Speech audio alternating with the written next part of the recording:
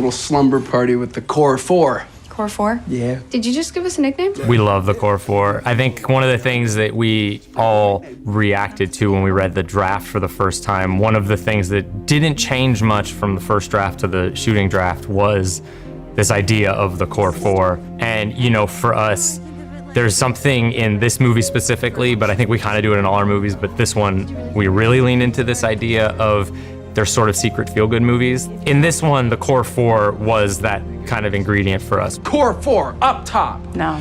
Down. Get that away from me. And the actors who play the Core 4 had become really close friends of ours, and so watching that relationship between them and with all of us together kind of evolve over the course of both movies is something just really special that I don't think we were expecting, and that I think you feel when you're watching the movie. It's always a gift to be able to join something that you grew up watching. I was a fan of Scream. I grew up watching the movies and admiring these actors, and then being able to step in and act alongside them is surreal, but then also like coming in with a character that is related to one of the OGs is insane. I think this one delivers in a different way in that there are a ton of scary moments, but there's a level of baseline intensity that I think Matt and Tyler really over-delivered.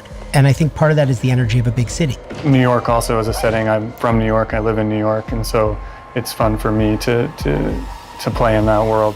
Dark streets and not knowing what's around the next corner as opposed to the kind of suburban California. We're really letting the city be more of an inspiration for the look and trying to go a little bit grittier with this, a little bit, you know, I think visually more grounded in the kind of urban world where anything could be lurking around any corner. Brett, there's such a quiet kindness to the way that he runs that department that it's really infectious. It's very stress-free even when things feel really stressful. Brett is just like always there, grinding it out. We love him dearly, like he's the fourth member of Radio Silence.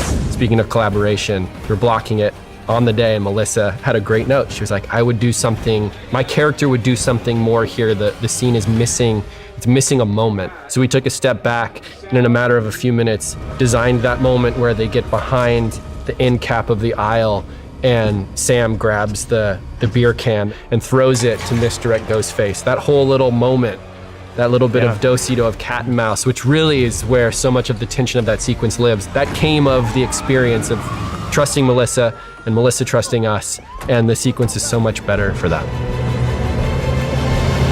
The Scream movies are, I'm alone in a house, and the phone rings, and maybe I'm not alone in the house, and where is the killer? And the idea of flipping that on its head to, I'm on a subway train with 100 people, and I can't get off, and any of them might want to kill me, is, I think, equally scary, but a very different gear. New York, sometimes when you're new to a city like that, you feel alone, even though you're surrounded by millions of people.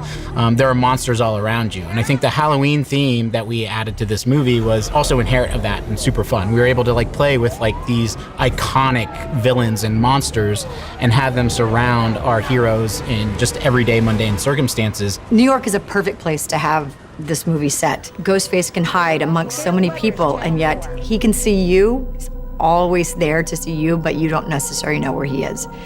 And especially set around this time of, you know, the Halloween time of year where people are in costumes.